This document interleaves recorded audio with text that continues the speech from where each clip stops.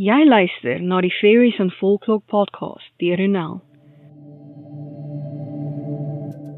Ek is donker fantasieskrywer Ronel Janse van Vieren, met meer as 'n dekade van rondsniffel in stowwerige volkskinderboeke, om wesens van verbeelding wat my nuuskierigheid aangewakker het na te vors, is ek hier om die volkskunde in 'n neutedop te deel, en hoe ek dit herverbeel het vir my skryfwerk in 'n oorsprong van die vee. Hierdie is die Fairies and Folklore podcast. Hi, ek is jou gasvrou Ronel Janse van Vieren. Noem my sommer net Ronel. In vandag se episode gaan ons voort met ons verkenning van die veeryk. Hierdie episode word geborg deur my oorsprong van die veeboekreeks. Jy het hulle op die podcast ontmoet, nou sien hulle in aksie. Jy kan nou my tyd om die podcast te maak, navorsing, skryf, opnames en so meer, borg deur vir my 'n koffie te koop. Dit kan eenmalig wees of jy kan dit weer in die toekoms doen. Jy kan ook die podcast as 'n luisterboek koop om te help met die hosting. Leer meer op my webtuiste Ronel the Mythmaker. Skakels in die beskrywing.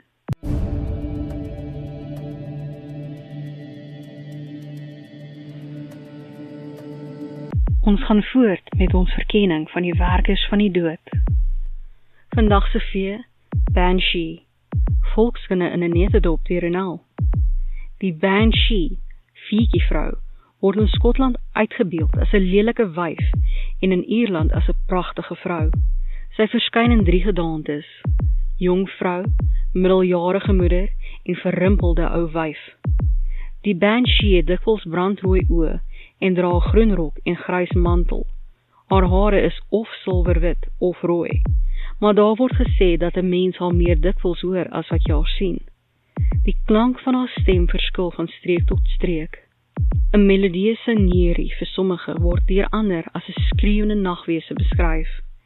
Hierdie spookagtige gille word altyd in die nag gehoor. Sy is bekend onder baie name. Wasvrou en huilende vrou is onder die gunstelinge. Sy huil of buite die huis van iemand wat binnekort sal sterf, of was die bloed uit die klere van iemand wat binnekort al einde sal ontmoet. Dit is goed gevestig dat sy 'n voorloper van die dood is. Die oorsprong van die Banshee is deurdrenk met mites. Sy is of 'n spook van 'n Ierse vrou wat op een of ander aaklige manier gesterf het, of van vee afkoms, van die Tuatha Dé Danann en ander konsepte oor vee. As 'n spookagtige Banshee dwaal sy byna onsigbaar in die woude en heide rond. Daar word gesê dat elke Ierse familie hul eie Banshee het. Sy volg hulle na watter nuwe huis hulle ook al verhuis. As jy 'n jammerlike kreun in die diep van die nag hoor, pas op. Dit kan dalk jou gesin se Banshee wees wat jou vooraf waarsku van jou dood, of die dood van iemand na aan jou. As jy natuurlik van Ierse afkoms is. En nou vir my interpretasie van die vee, in 'n oorsprong van die vee, Banshee. Die Banshee is 'n huilende skim, gewoonlik geklee in groen. Sy kan of rooi of blonde hare hê, wat om haar dryf. Sy is opvallend pragtig ten spyte van haar onophoudelike gehuil.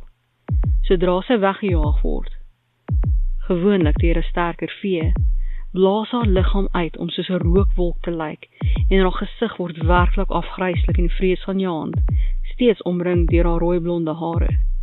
Sy verdwyn in 'n rookwolk. Die Banshee probeer altyd mense of vee mislei om te dink dat hulle besig is om te sterf. Sy sal huil totdat die persoon wat sy spook, sterf. Om van haar weg te hardloop kan gevaarlik wees. Kraanse, vragmotors, verskeie skerp voorwerpe ensovoorts. Alhoewel die Banshee 'n voorbode van die dood is, veroorsaak sy dit gewoonlik. Ek hoop dat jy hierdie episode van die Fairies and Folklore podcast geniet het, en dat jy iets nuuts oor die vee geleer het. Onthou dat jy 'n transkripsie van hierdie episode in die beskrywing kan kry.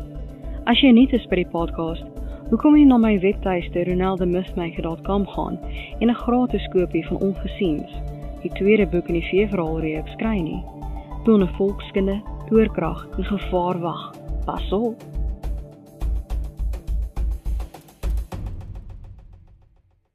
Sluit aan vir boeke en volkskunde.